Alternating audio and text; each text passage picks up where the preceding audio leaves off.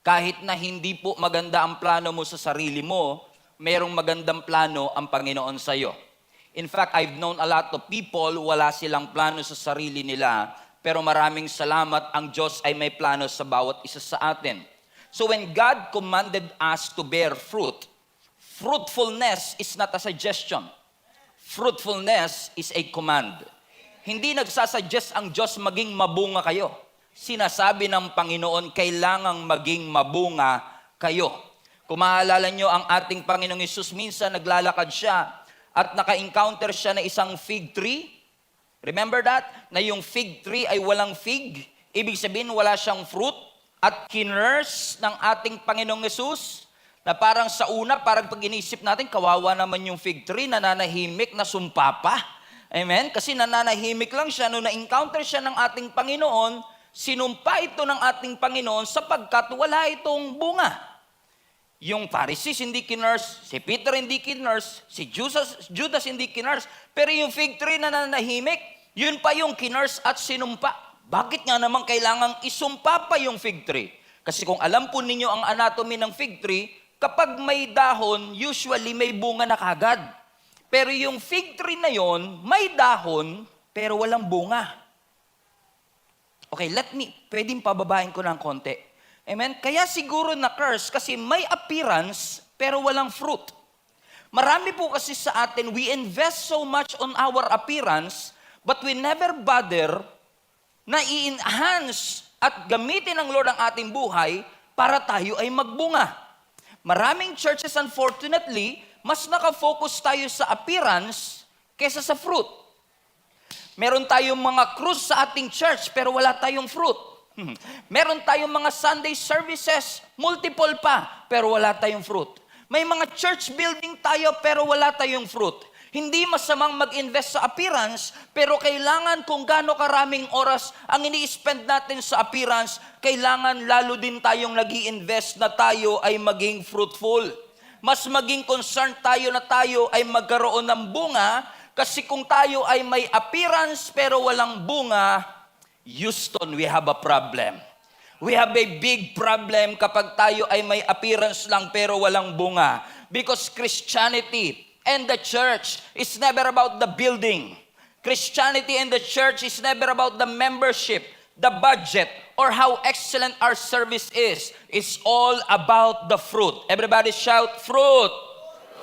Kailangan tayong mga Kristiyano, bunga ang ating priority. May mga kilala po kasi ako, puro unga, pero walang bunga. Hallelujah. Mas marami pang bungang araw kaysa sa bunga ng Espiritu. Hallelujah.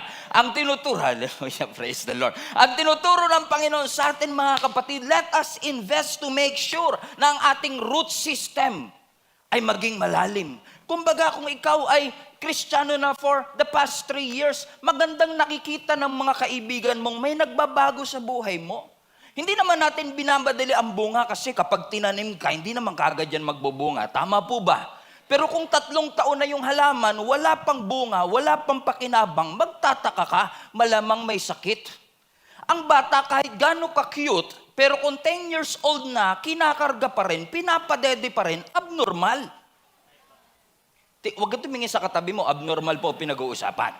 Okay? Anong ibig sabihin? Napakahalaga po na tayo ay nagbubunga. Ibig sabihin, kapag nakikita tayo na tumatagal at lumalalim sa ating pananampalataya, ma-appreciate ng ibang tao, ay grabe, itong si Ed dati mainitin ang ulo, ngayon konti na lang. Itong si Roger Lasinggero, dati isang case ang iniinom, ngayon isang baso na lang. Kumbaga may pagbabago sa kanyang buhay. Nababawasan yung sungit, nababawasan yung sungay. Hallelujah. Amen. May sungay pa rin, pero at least nabawasan na. May sungit pa rin, pero at least nabawasan na. Bakit? May improvement, may pagbabago. Hawakan nyo nga po ang sungay ng inyong katabi. Sabihin mo sa kanya, sana putulin na ng Lord dyan. Hallelujah. Amen. Kailangan may changes. May changes sa action. May changes sa language because a new heart will always produce a new language. Kaya kumbaga parang halimbawa kung dati pag tinapakan ka lang, napapamura ka talaga. Sure. Pero ngayon, pag natapakan ka, oh, hallelujah, praise Jesus. Amen. Bakit? May pagbabagong nangyayari sa iyong buhay. Na every Sunday, dinidiscern mo, sana tamaan ako ng preaching. Hindi mo iniiwasang matamaan ka ng preaching. Bakit? Kasi alam mo, pag tinamaan ka, ikaw ang mapapabuti. Kumbaga, dati, kapag nung nagsisimula ka pa lang sa church, no, kapag nakita mo nag-preach si Pastor Stephen at tinamaan ka, sabi mo, yung Stephen na yan, markado na sa akin yan. Parang ako na naman topic, parang nakakapasok yata to sa bahay namin. Alam na alam ang buhay namin mag-asawa, alam ang pinag-aawayan namin. I get that all the time. Na parang sinasabi na, nakakapasok ka ba sa kwarto namin, Pastor? Ba't alam mo mga issue ng buhay namin? Bakit? Hindi ako yon. Si Lord ang nakakaalam ng mga issues natin. And by the way, kapag natatamaan ka po sa preaching, mas matuwa ka. Ibig sabihin, kung tinamaan ka sa preaching, hindi na sayang yung pamasahe mo papuntang church. Kung namasahe ka, wala namang nabago sa buhay mo, di wala din.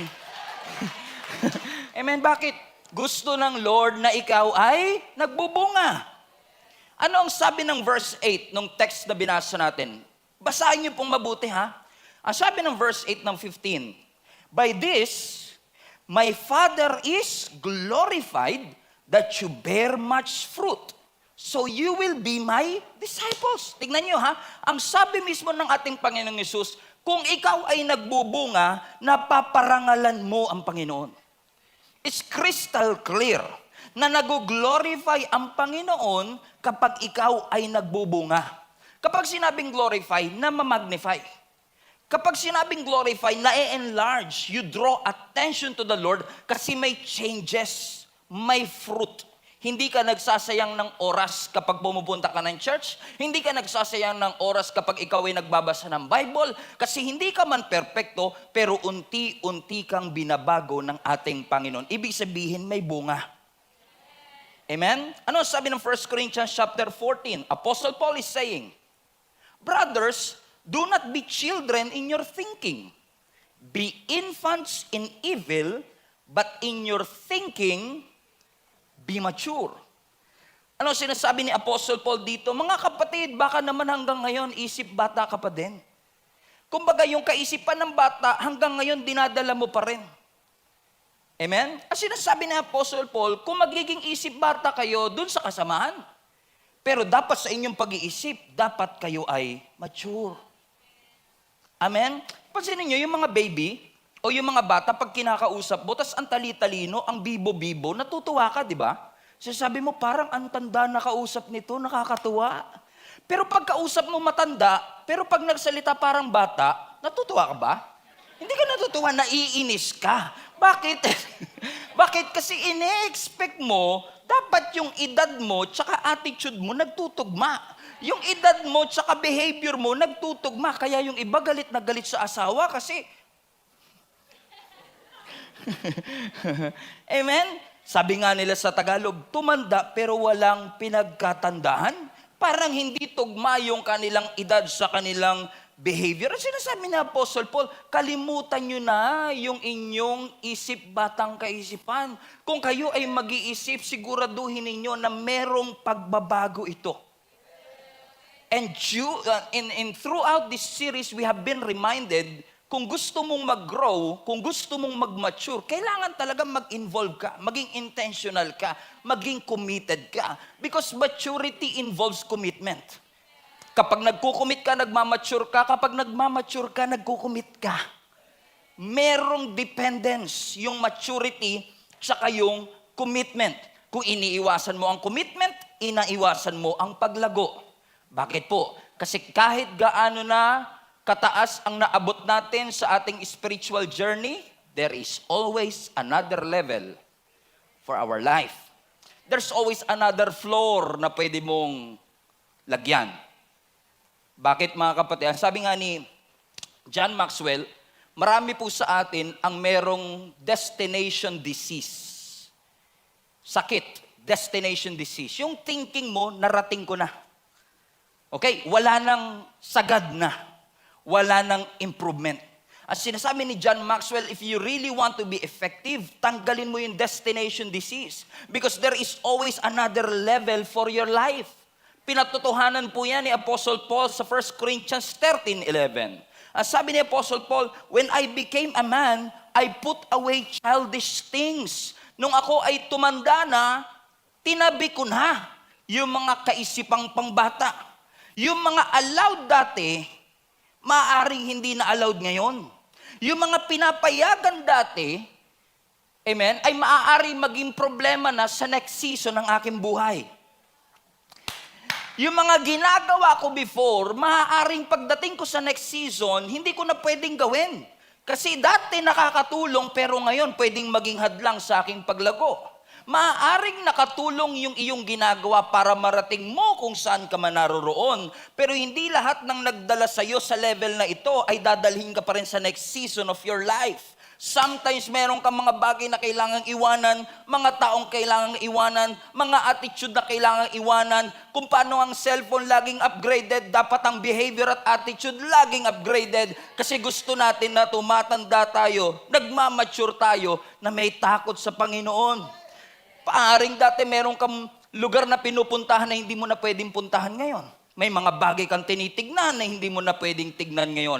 May mga pagkain kang kinakain na hindi mo na kakainin ngayon because the new level will require a new diet.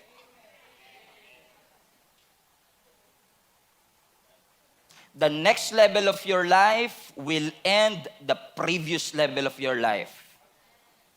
You have to be very intentional about it. What am I saying? What we are trying to say is this. Dapat pala, ang Christian life natin, hindi basta goal-oriented. Dapat growth-oriented. Hindi lang basta ma-reach yung goal. Matapos ko yung 21-day fasting. Mabasa ko yung buong Bible. Magandang goal. Pero dapat growth.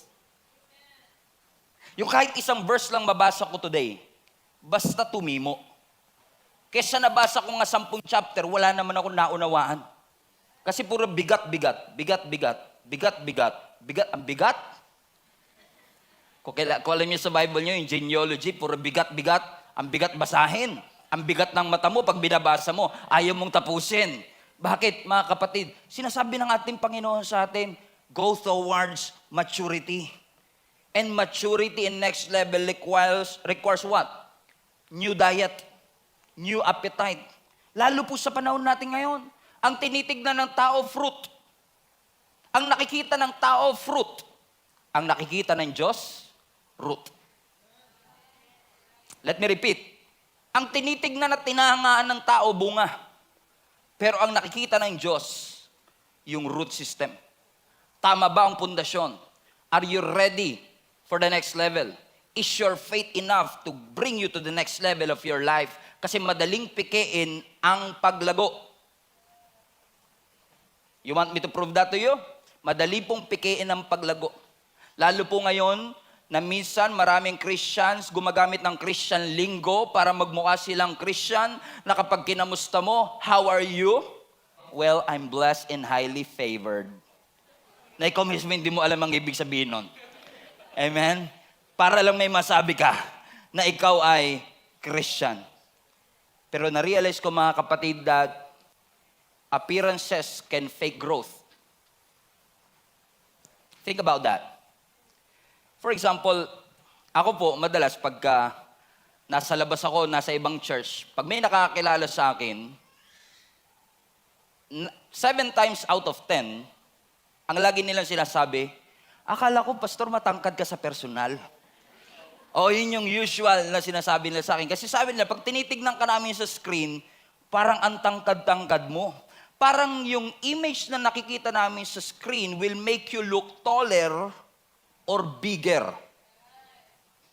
Pero 10 times out of 10, lagi nilang sinasabi, mas gwapo ka pala, pastor, sa personal.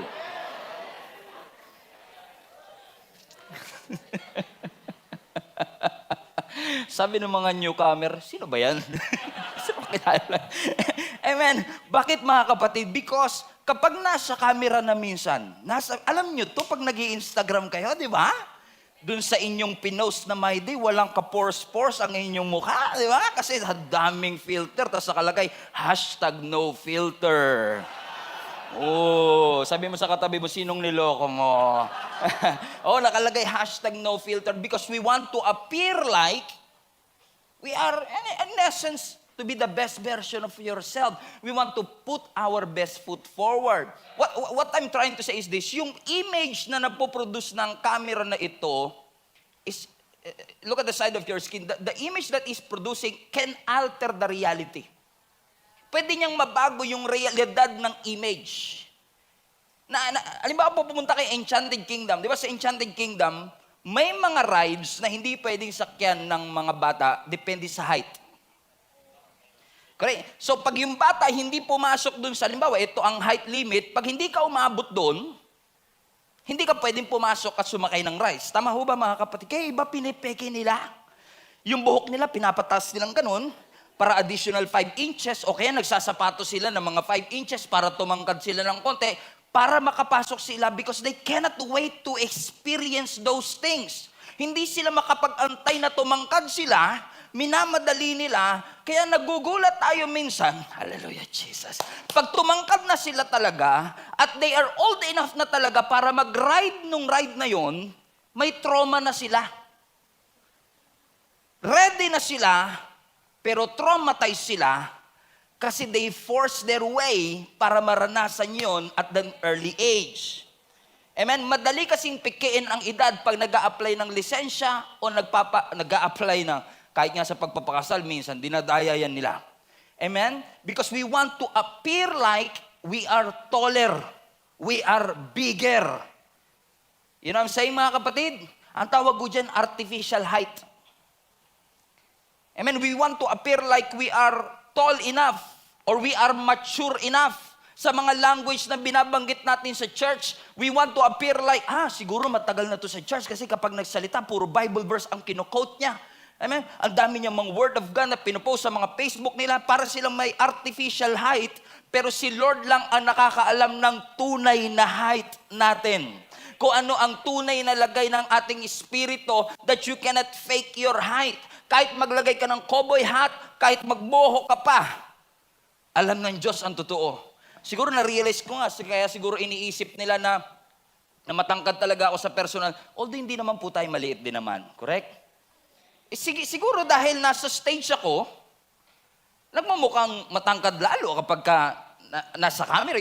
Alam niyo ibig sabihin, mga kapatid, because the stage will give you elevation. But it cannot make you tall. It will give you elevation pero hindi ka tatangkad. Kahit mag-apply ako sa NBA ngayon with this height, hindi nila ako tatanggapin because this is not the real height. This is artificial height. And you know what? Sometimes we are asking God for great things and big things in our life na minsan hindi binibigay ng ating Panginoon kasi sa mata ng iba qualified ka. Pero sabi ng Lord, hindi ka pa ready. Yung height mo artificial. Your roots are not deep enough. Yung stage na yan will make you look taller than you really are. Yung Facebook following mo will make you wiser than you really are. Yung suot mo ngayon will make you finesse like you really are. God knows exactly kung ano ang lagay ng iyong buhay. You cannot fake it. Hindi porket may mga business expansion, and sometimes, you know, when you say, I have 5 branches in my business, will make you look like you are experienced than you really are.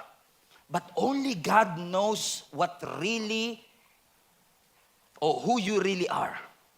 Kung ano talaga ang ating kaalaman. Madaling dayain ng edad, madaling dayain ng ating akto. But when you're old enough and you're ready, pwedeng traumatized ka na because you were exposed too soon.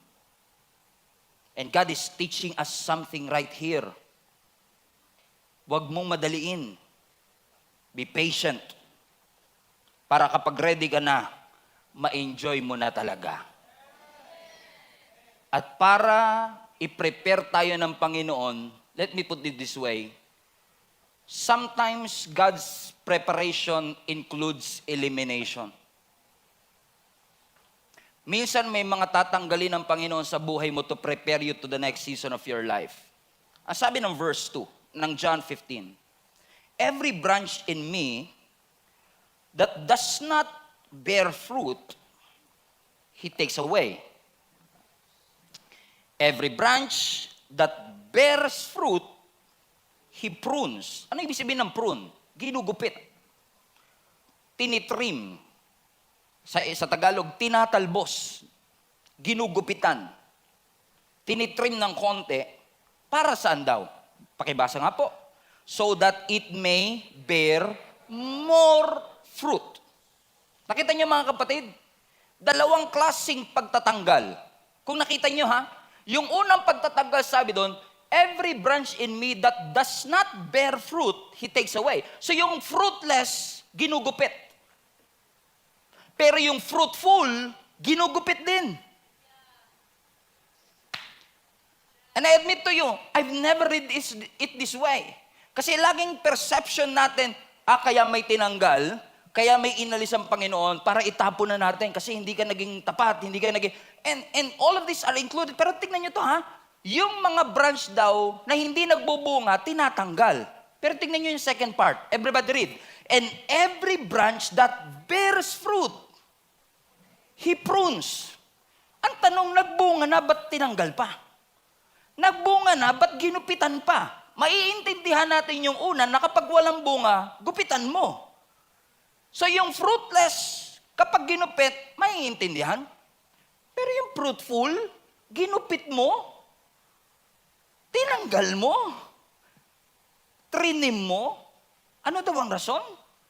Para mas lalong magbunga. Ano ba ibig sabihin ng pruning? Pruning is cutting off, to give way, to give allowance and room for new growth. Yung fruitless, yung walang bunga, kaya ginugupit para itapon at sunugin. Pero yung mabunga, kaya ginugupit para i-promote at para mas lalong magbunga. Hallelujah. Two kinds of pruning. Two kinds of cutting off. Na minsan niyaalaw ng Lord na may ma-cut off, may matanggal, may alisin, may itrim sa ating buhay, not to punish you, but to bring you to the next season, to the next level, to the next fruitfulness of your life. Yung nga lang minsan, naging masyado na tayong komportable sa mga blessings na natatanggap natin. Parang pag tinitignan mo, parang, Pastor, simula nung nag-join ako dito sa church, ang ganda ng takbo ng trabaho ko. Yung negosyo ko, parang kabuti. Kung saan-saan nag-a-appear yung mga branches. Ang dami nagpa-franchise ng aming business. Yung business namin nag-e-expand, yung career ko nagpo-progress. And then magugulat ka na lang, out of nowhere, in the state of your fruitfulness, all of a sudden, God will allow pruning to happen in your life. And you don't seem to understand. Lord, kala ko tuloy-tuloy na to eh. Di ba sabi mo, sumunod lang ako, may blessing. Naranasan ko na eh. Pero bakit 2 taon lang? Tapos, biglang nawala ako sa trabaho, nagsara yung negosyo. Anong purpose ito, Panginoon? Nagtatanong ho ba kayo ng ganyan? Because we never realize that a journey towards fruitfulness to more fruit requires pruning. Let me repeat. Ang journey para mapunta tayo sa fruitfulness to more fruit, fruitfulness to much fruit, requires pruning. Minsan may suffering. Minsan may iaalaw na ang Diyos ng mga difficulties in your life para masiguro natin at masiguro ng Panginoon rather na yung next level ng iyong buhay, handa ka, prepared ka, equipped ka to face those journey that you are facing right now. Kasi madalas pag mayroon po tayong mga problema, madalas ang solusyon natin is to always pray that God will remove it. Sino sa inyo minsan pag may mga problema po kayo, pinagpanalangin yung tanggalin ng Lord? Lahat naman siguro. But you know what I realize? You cannot pray away every difficulty in your life. Magugulat ka, may mga prayer ka na kapag nag-pray ka tanggalin, tinatanggal ng Lord. But you cannot pray away every difficulty in your life. Minsan iaalaw ng Lord na dumaan ka talaga doon. Even Jesus endured the cross. Remember sa Garden of Gethsemane, sabi ni Jesus Christ, take this cup, Lord, away from me. In essence, sinasabi ni Jesus, tanggalin mo, Lord, i-prune mo ito. Hindi ko po ito gusto.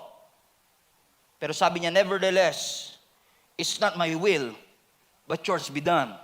So when you are suffering, so when you experience pruning in your life, kapag may cut off, kinakat ba dahil fruitless? O kinakat para mas lalo maging fruitful?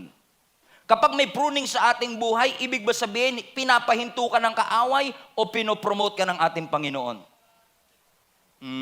Kasi ang sabi ng scripture, yung mga fruitful kaya ginugupit, kaya tinatanggalan, kaya may ini-eliminate, kaya may binabawas, kasi gusto ng Lord na mas lalo ka pang i-increase ng ating Panginoon because yung pruning increases your fruitfulness. Minsan may mga pagkakataon sasabihin mo, Pastor, ba't gano'n? Kung kailan nag-involve ako sa church na to, tsaka naman ako nawalan ng trabaho. Nag-sign up ako sa growth track, naghiwalay naman kami ng jowa ko. Kung kailan nagbigay ako ng tithes and offering, doon naman nalugi yung negosyo ko. Anong ginagawa ng Panginoon? Gusto niya bang nahihirapan kami? No. I don't believe na ang Diyos natin ay masamang Diyos. Nasasabihin ng Panginoon, aba, naglingkod to bigyan ng problema yan. Hindi ganyan kasama ang ating Panginoon. Aba, nagsiserve ka, nag-involve ka sa growth track, bigyan ng malas yan. Hindi, ang Diyos natin ay hindi gagawin yun. Ibig sabihin, kung meron mang tinanggal ang ating Panginoon sa atin, meron siyang either ipapalit o ipopromote sa iyong buhay. Siguro kaya nalugi yung tindahan kasi gusto ng Lord, bigyan ka ng mall. Well, I don't know that. Pero ang alam ko lang, kapag may sinarang bintana o may sinarang pintuan, may mas malaking pintuan na bubuksan ng ating Panginoon. Posibleng tinuturuan tayo ng Lord ng integrity para mas maging mabuting magulang to strengthen our relationship with the Lord. Uncomfortable ang pruning. Pag ginugupit ka talagang, Lord, wag. May mga season of loss and you don't like it, but pruning means growth. Kapag pinuprune ka, kapag ginugupit ka para sa paglago mo yan, kapag ginugupit ka para sa fruitfulness mo yan, kapag ginugupit ka para yan sa promotion mo. So kapag may pruning at nahihirapan ka, hindi ibig sabihin na kapag may pagsubok tayo, lagi tayong labas sa kalooban ng Lord. Minsan yan, nasa kalooban ka na ng Lord, nahihirapan ka pa rin.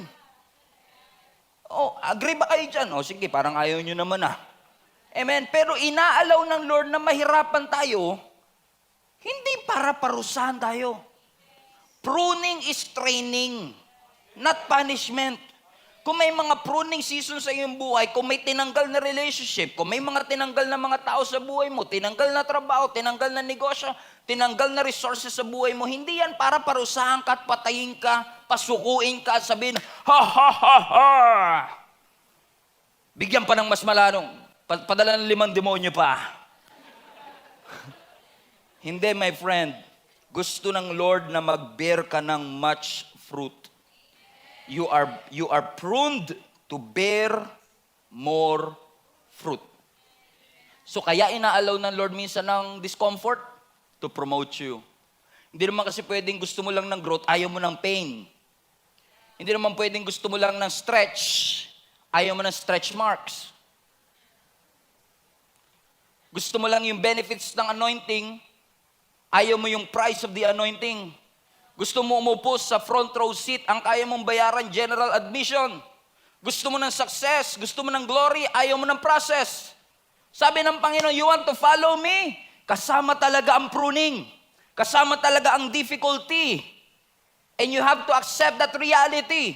That when you follow me, hindi lahat ng dala mo, madadala mo talaga. Papaiwanan ng Panginoon sa iyan. Amen. Naalala niyo po si Prophet Samuel. Si Prophet Samuel, mahal na mahal niya si King Saul. Remember that story? Si King Saul ang pinakaunang hari ng Israel. Pero all of a sudden, tinanggal ng Lord, pruning. Tinanggal ng Lord yung anointing kay Saul at nilipat kay David. Pero dahil mahal na mahal ni Samuel si King Saul, naiiyak siya sa Panginoon. Parang in essence, sinasabi ni Prophet Samuel, baka pwedeng ako na lang. Tayo na lang ulit. Ako na lang. Joke. Si Basha pala yan. Okay? Amen. Para sa sinasabi ni Prophet Samuel, na kay King Saul pa rin ang aking loyalty. Kaya minsan nangusap ang Panginoon sa kanya. Ang sabi ng Lord kay Prophet Samuel, hanggang kailan ka iiyak? How long will you mourn? Tinanggal ko na ang anointing sa kanya, niredirect ko na kay David. Ang focus mo na sa previous pa rin, may bago na. At sinasabi ng ating Panginoon sa atin, tinanggal ko na dyan, nireject ko na yan, pinipilit mo pa. Sampalin nyo nga po mahina yung katabi nyo. Mahina lang. Sabi mo sa kanya, ang tigas ng ulo mo.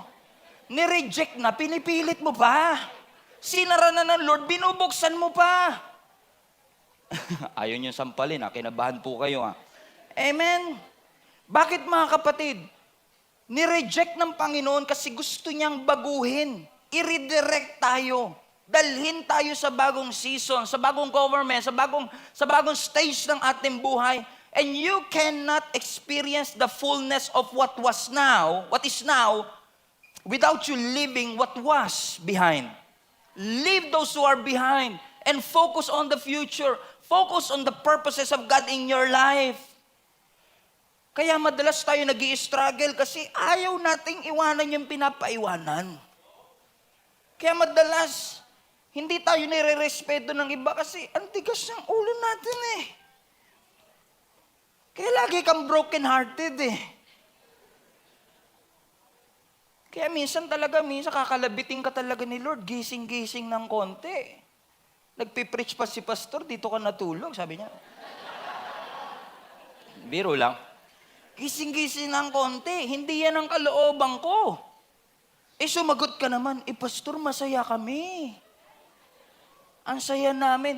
Alam niyo, na-realize ko mga kapatid, hindi porket masaya ka, tama ka. Hindi porket masaya ka, nasa kalooban ka ng Panginoon. Hindi nga porket nakakabili ka ng mga property, nasa kalooban ka ni Lord. Mga drug lord, nakakabili rin ng property. Amen. Huwag mong sirain ang iyong buhay, kapatid. Sabi ng Proverbs 19 verse 3? People ruin their lives by their own foolishness. Tapos nagagalit kayo sa Diyos. Hindi ako nagsabi niyan, binasa ko lang. Tinagalog ko nga para mas maintindihan. Sabi uli, minsan sinisira niyo ang buhay niyo dahil sa sarili niyong kamangmangan. Tapos yung consequences, sisisi mo sa Lord. Lord, bakit ganito? Bakit ganyan? Kasi nga hindi porkit masaya ka, tama ka. Hindi porkit gustong-gusto mo, gustong-gusto ng Diyos sa'yo. Pang Twitter yan pastor, inaantay ko lang na magbago yung season. Baka season lang to ng hirap, season lang ng heartbreak. Totoong may season of heartbreak. Totoong may season of elimination. Totoong may season ng pruning. Totoong may season na may mga tinatanggal, may binabawas. Minsan i-demote ka, minsan babaguhin ang lugar mo, minsan papapuntahin ka sa lugar na hindi mo gusto. May mga season talaga na ganun. Do you agree mga kapatid? At kapag nagbago ang season, dapat magbago ka din. Kapag winter na, mag-jacket ka.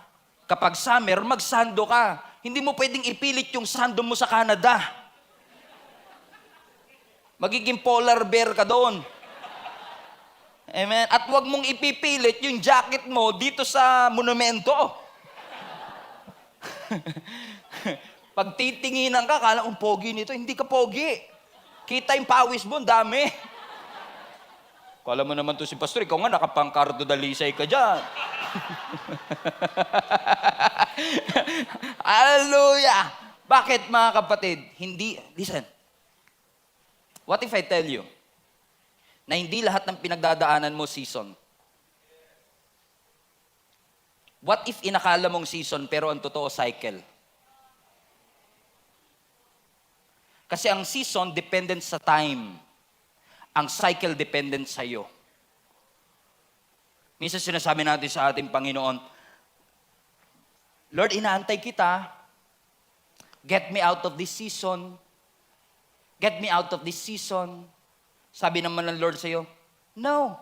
Ako nga nag-aantay sa'yo na mag-decide ka to get out of that cycle. Stop rebuking what you need to repent. Nire-rebuke mo, dapat nire-repent eh. Hindi yan season. Cycle yan. Pastor, pag-pray mo naman ako, nasa 10 taon na po ako ng season of financial difficulty. 10 taon, baka hindi na po season. Baka cycle na po. Ang season, inaantay mong matapos. Ang cycle, pinuputol. Ang cycle, kailangan lumaya. And many Christians right now, hindi makalaya-laya kasi nag-aantay ng season. Wala pa ba, Lord? Wala pa ba, Lord? Wala pa ba, Lord? Tumatanda na po ako. Lord, wala pa po ba? Nauubos na yung savings ko. Sabi ng Lord, ay, nakantay ka ba sa akin? Ikaw nga inaantay ko eh. Kailan ka magde-decide na tapusin na yung cycle na yan? Nire-rebuke mo. Eh, sinasabi ng Panginoon, kailangan mo lumaya. Kailangan mong pagsisihan. Sometimes, you have to make what I call pruning decisions. Ikaw mismo talaga magpipray, Lord, tanggalin mo ito. Sabi nga po ng Hebrews chapter 12, verse 1, therefore, since we are surrounded by such great cloud of witnesses, everybody read this with me, let us throw off. In essence, prune it. Tanggalin mo everything that hinders and the sin that so easily entangles. Let us run with perseverance the race marked out for us. May race ka. Ang sabi ng Panginoon, gusto mo matapos yung race, iwanan mo yung mga bagahe mo nakakapagpabigat sa'yo. Meron po ako sinusulat na libro, ang pangalan, Baggage Analysis. Isa sa chapter ng libro sinusulat ko, Travel Light. Kasi importante tayong mga Kristiyano, dapat when we want to follow God, travel light. May mga bagay na dala-dala ka ngayon na pinapaiwanan ng Panginoon. Sa journey natin kay Lord, hindi pwedeng dagdag ka lang ng dagdag. Gusto ng Lord, nagbabawas ka rin. Kausapin nyo nga po katabi nyo, nagbawas ka na ba? Parang iba yata yung pastor. Okay, nagbawas ka na ba? Amen? Travel light. Ipoprune talaga ng Lord yung mga actions mo. Minsan yung mga words mo, babaguhin ng Lord. Yung hindi tama, gugupitin. Yung mindset, gugupitin. Yung activities, gugupitin. Yung toxic relationship, gugupitin. Yung illegal relationship, itatago pa din.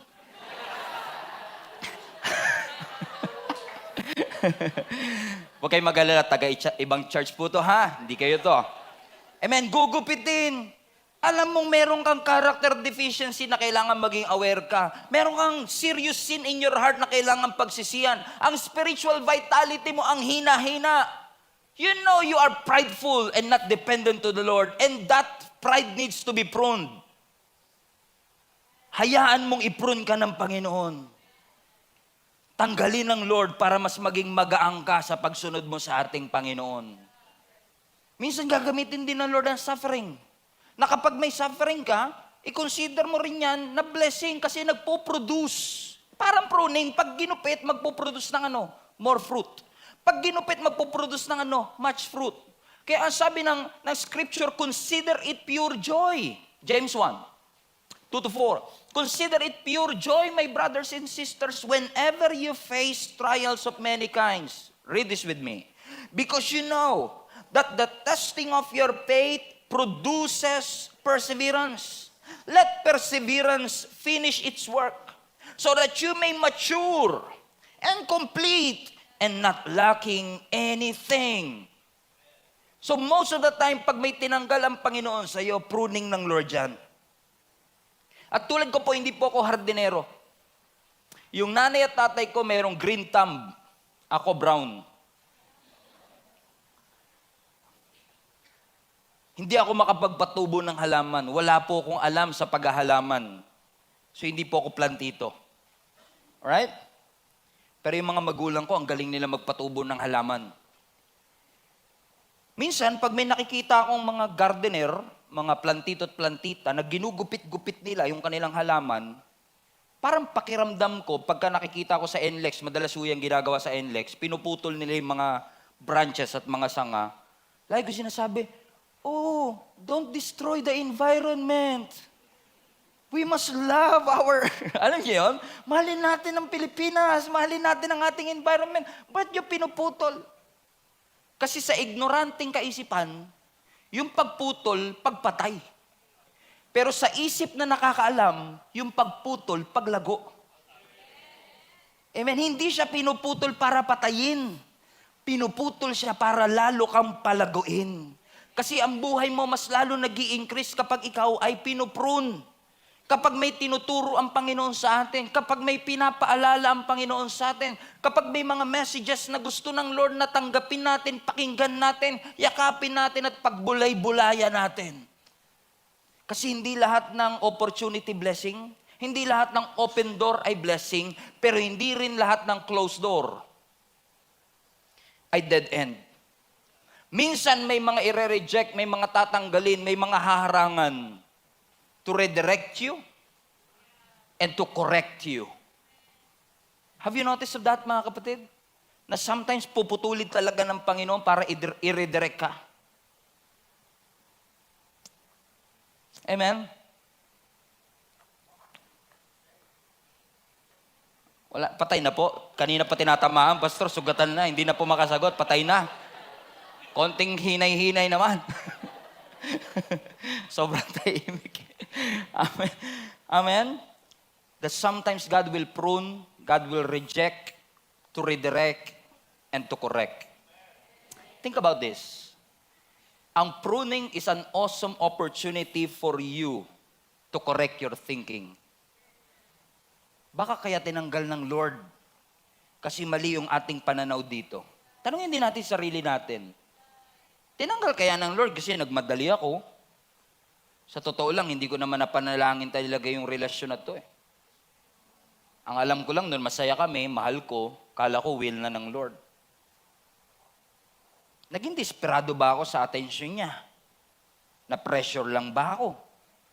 Kasi talaga tayong minsan mga Kristiyano, mahirap makadiscern kapag gustong-gusto mo. Minsan sasabihin niya sa akin, Pastor, pag-pray mo naman na magka-God's best na ako. Wala ba nanliligaw? Meron na pampo kaso hindi ko type. O, di ba? Parang rinig na rinig mo kagad si Lord, hindi siya. Sinabi ng Lord, hindi siya. Si Lord, ang linaw, sinabi, hindi siya. Klarong-klaro, Pastor, ang linaw. Hindi mo pa pinag-prayan, narinig mo na kagad. Pero pag gustong-gusto mo, nabibingi ka. Kahit alam mong hindi Christian, kahit alam mo na walang trabaho, praise God. Amen. Kahit alam mo na hindi responsable, hindi magalang sa magulang, Pastor, magbabago yan.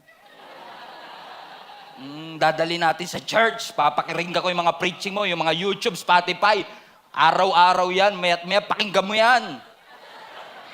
Para mabago ka.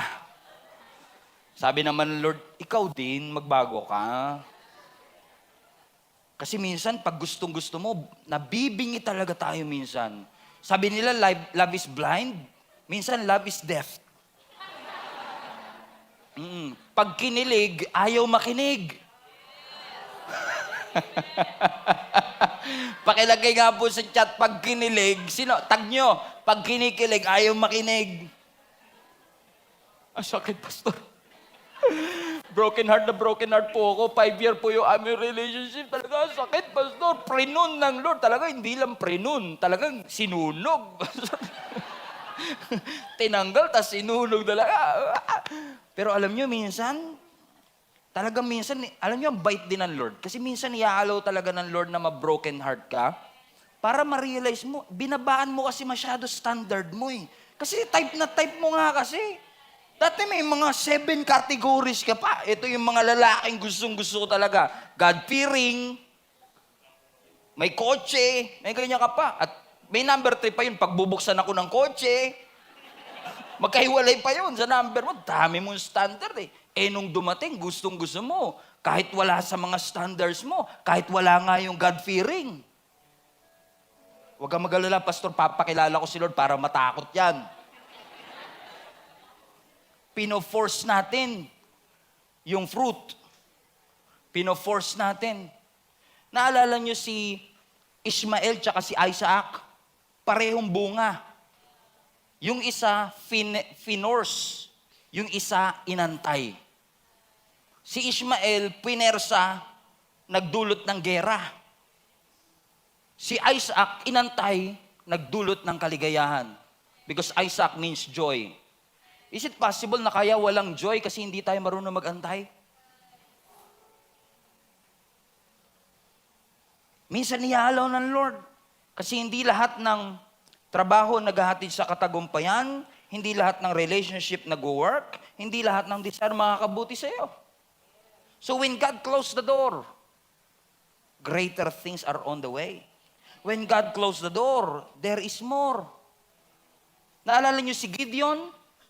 32,000 soldiers, kinat. Ilan na lang? 300. Naalala niyo si Job? Meron siyang health, meron siyang wealth. He had everything in his life. In almost 1 week, tinanggal ng ating Panginoon. Pero ang nakakahanga kay Job, mga kapatid, despite the immense loss and suffering, tinanggal ang health and wealth. Ang sabi ng scripture, nung nawala na sa kanya ang lahat, he fell on the ground and worshiped the Lord. Kasi alam niya kung inalaw ng Lord na mawala to, una, kaya niyang ibalik. Pangalawa, may plano ang Panginoon. Kaya sabi niya sa Job 1:21, hubad ako, naked I came from the mother's womb, and naked shall I return there. Read this with me. The Lord gave, and the Lord has taken away. Pruning. Blessed be the name of the Lord. Palapakan natin ang Lord.